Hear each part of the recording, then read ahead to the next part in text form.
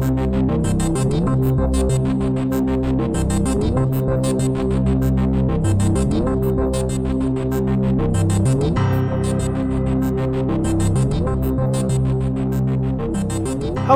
and welcome to the 6th episode of Season 8 of the Dark Money Files, in which we shine a light into a murky world.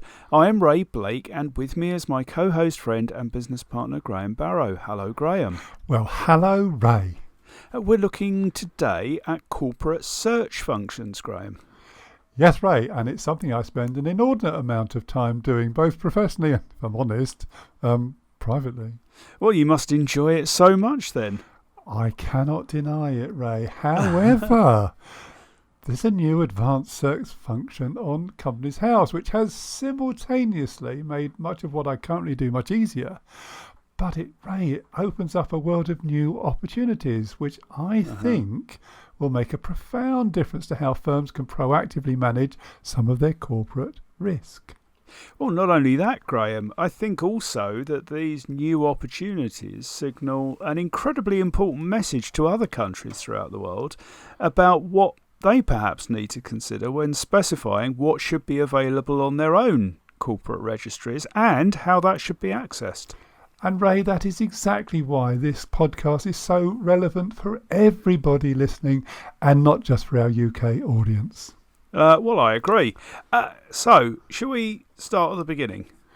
Ray, let's do that. Now, remind me, what search functions were available on the Companies House website prior to the launch of the new advanced search criteria? Well, for all that it was possible to do some exciting things with them, they were quite basic. You could only search by company or by officer, and that was about it. Yeah, that's true. Although you could and still can filter the officer searches by a specified address. Yeah. All that's changed now, though, hasn't it? It certainly has. So first of all, where can people find the advanced search function? Well, that's a very good question. So on the standard company search page that you would normally go to, there is now a link at the top of the page which says, quote, Advanced Company Search. It's a hint. And you just need to click on that. And knowing our listeners, many of them will. What will they find when they do? Well, Ray, they will find 7 new search fields they can apply, and which, when used in clusters, can become a very powerful tool. But, Graham, if all you're doing is searching for a particular company, that's not going to make any difference, is it? Ray, you're absolutely right. But to be honest, that's not how I was envisaging this new search tool being used. Which is why we're recording this episode.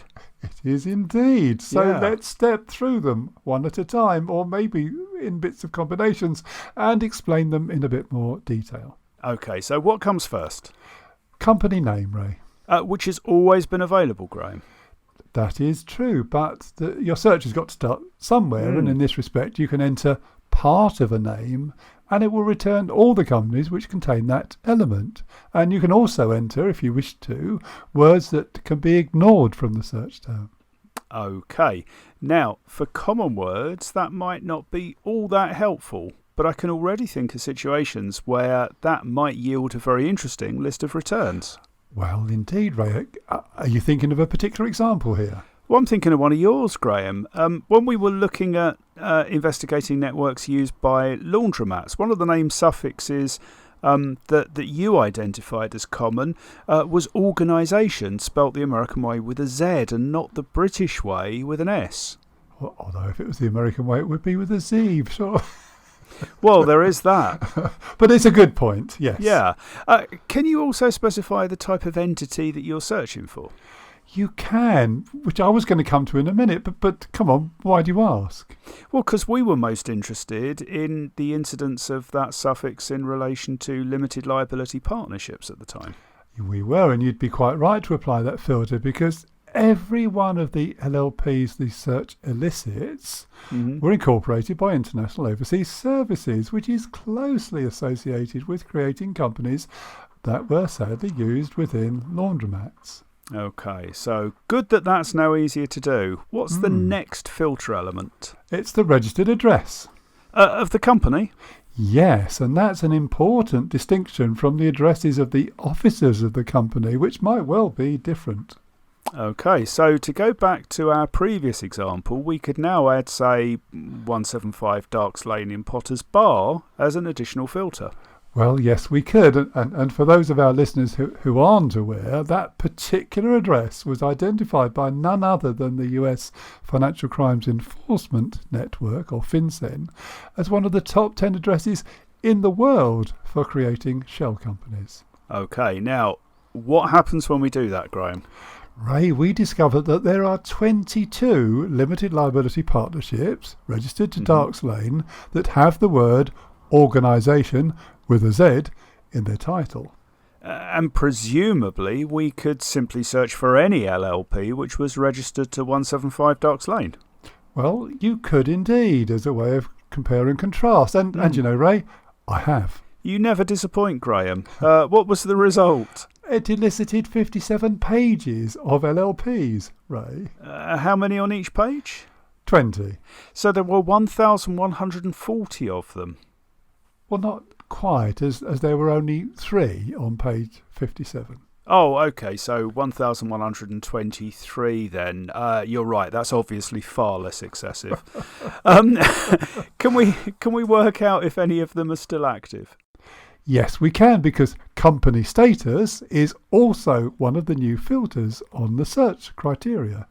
Oh, excellent. And are there any still active? 1. But as it happens, that 1 is really rather interesting. Okay, so before we get on to that, we're going to tease people just a little bit more. Let's make sure I've got this right. There were 1,123 LLPs registered to 175 Darks Lane, only 1 of which is still active. Yeah, I mean, I think to be accurate, there were 1,123 registered to that address at the time they were dissolved. Well, in the case of the one that's as of today still active. But it doesn't mean that was the address they had when they were incorporated. Oh, so some of them, many of them potentially, moved there from other addresses? Yes, and that's still one area it's nigh on impossible to get information on. What, a registered address search that includes results of companies which have previously been registered there but aren't anymore? That's exactly right, yes. Okay, so let's move on to why this one still active company is so interesting then. Okay, well, I might as well name it, as it's easy enough from the information we've already given to find it, and it's called Sonwood Trade LLP. Sonwood Trade, one of those names that tells you nothing about the company or what it does.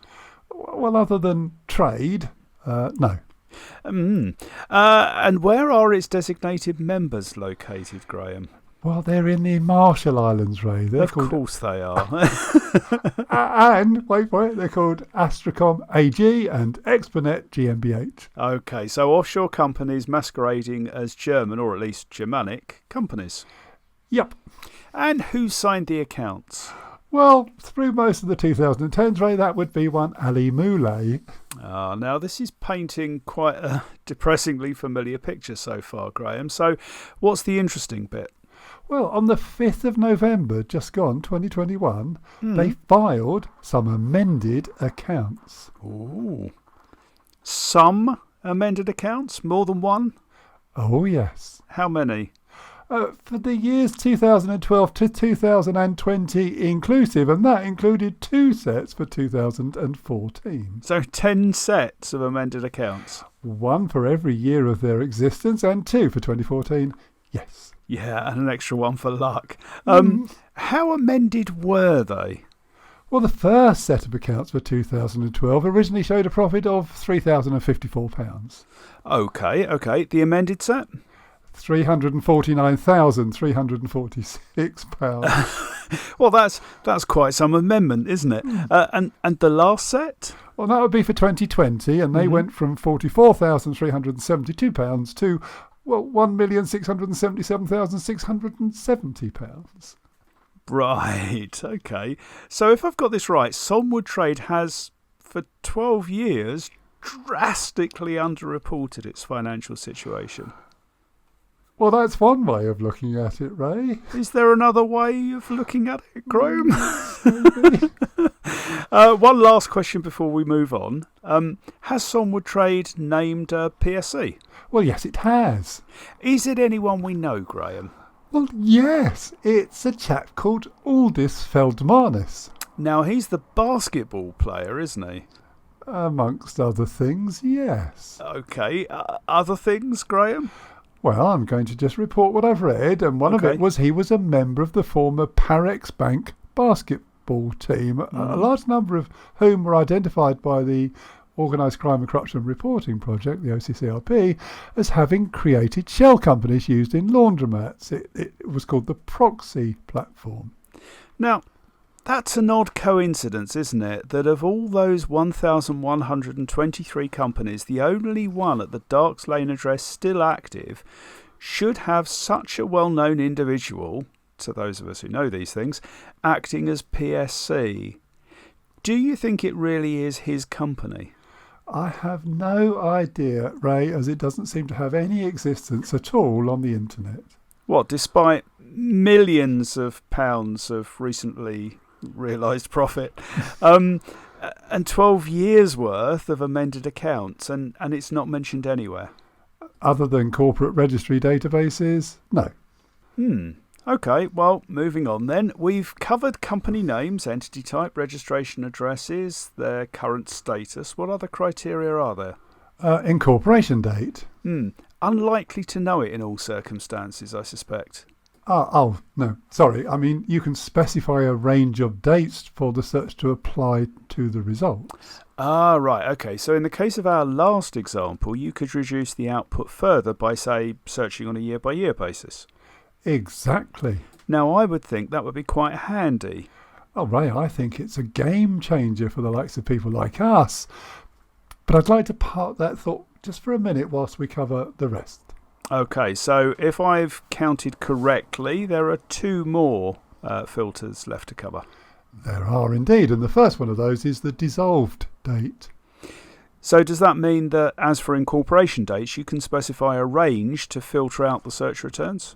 Exactly. So we might equally chunk down our 1,122 dissolved LLPs at Darks Lane by the years in which they were dissolved. I can see how that would be useful.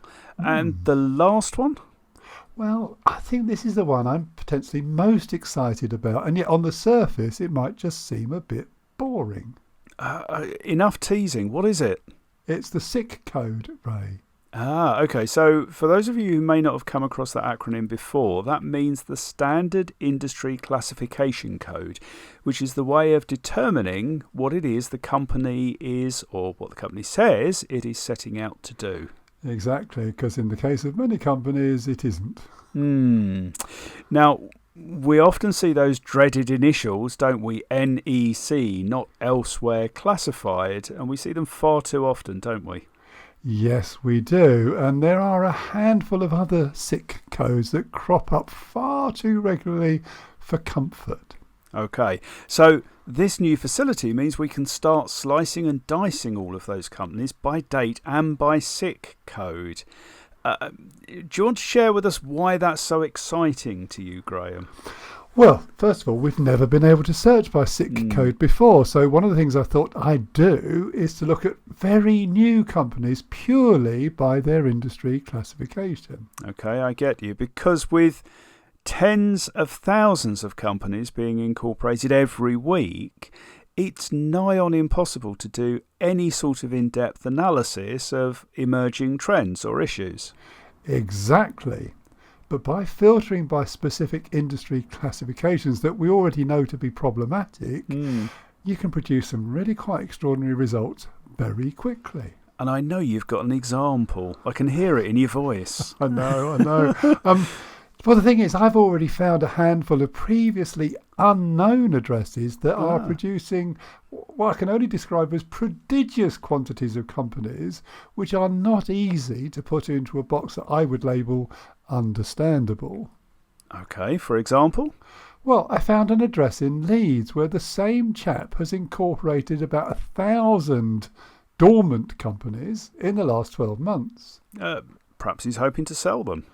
I'm sure he is, Ray, but it really doesn't add to your confidence levels to discover he's already served at least 2 prison sentences for excise duty fraud, and also to find him quoted in a Guardian story the day after Boris Johnson referred to the pandemic as the worst public health crisis for a generation, talking about COVID being the new PPI and a massive opportunity for making compensation claims. No, that's not a good look, is it? No, nor is incorporating companies with names like Coronavirus Compensation Limited or My Coronavirus Claim Limited. No, it isn't. Although, to be clear, not illegal either. No. Anything else? Well, I discovered another address, which is a luxury apartment on the south bank of the River Thames in central London. Very nice. It is. It really is. But it's churning out dozens of companies every day and has been for months, every one of which is dormant and every one of which is owned and controlled by residents who live in China. For which there could be some perfectly rational reason. Yes, but genuinely I'd love to know what would motivate people from all over China to decide at the rate of 30 or 40 a day that what they needed in their life was a dormant UK limited company, and every one of them registered to the same address. Particularly the ones with names that look like they were created by hitting the keyboard with a boxing glove. Do you have an example or two? Well, of course I do. There's FGDNMIPF Limited or maybe FGDCDFS Limited. Well, I see what you mean. They're not the least unwieldy acronyms in the world, are they? But this isn't the only address we've seen doing this, is it? Well, no, and in fact, we've since discovered a couple more addresses, so I would guess in the last 2 or 3 years, somewhere between 30,000 or 40,000 or more dormant UK companies have been registered to individuals from all over China and beyond. And I feel we're building to a second part to this podcast, Graham. The lessons we can learn from this. But before we do, what's still missing in the new functionality? I mean, a download function, Ray. Having discovered all these amazing connections, I can't download a CSV or an Excel file. And it means that, we have to turn to Open Corporates for that, which it does very well. But because you can't filter on Open Corporate searches by SIC code or specify specific dates, it makes it all a bit clunky. Okay, well, perhaps in the next update we will be able to, Hopefully. Which would be nice. Anything else? Yeah, but honestly, that'll do for now, because I don't want us to come over sounding greedy or ungrateful. And anyway, it would be great to use it a bit more before coming to any final conclusions. Now, you indicated you could see the direction of travel this new facility opened up. So do you want to elaborate on that? Well, yeah. I mean, all over the world, debates are raging about whether to provide open corporate data, and if so, what needs to be made available. Yes. I mean, should it be on a need-to-know basis and only on request, or what? And should you have to pay for it? And there's the rub. You see, if it was, say, only available to law enforcement or other obliged entities, and then only via a specific request, the whole point of what you've just been talking about would vanish. Explain. Well, because you need to know there's a specific problem before asking for information from the beneficial ownership register. Everything you've just talked about demonstrates that, used in the right way, a corporate register can be a source of intelligence. It can identify emerging typologies. It can identify emerging networks. It can proactively manage risks rather than reactively providing information once the crime has taken place. Do you know, Ray, it is very hard to refute that as a hypothesis. And I think it would be morally wrong even to try. Well, I agree. And Ray, we would be happy to demonstrate this and more to anyone who would like to know, wouldn't we? Definitely. OK, well, let's leave it there for now. But I'm sure this is a subject we'll be coming back to again soon. I think we will. And in the meantime, where are we going next? Well, it's an associated subject in its own way, Ray. Green flags and white listing. Well, that sounds very colourful, Graham. I'm looking forward to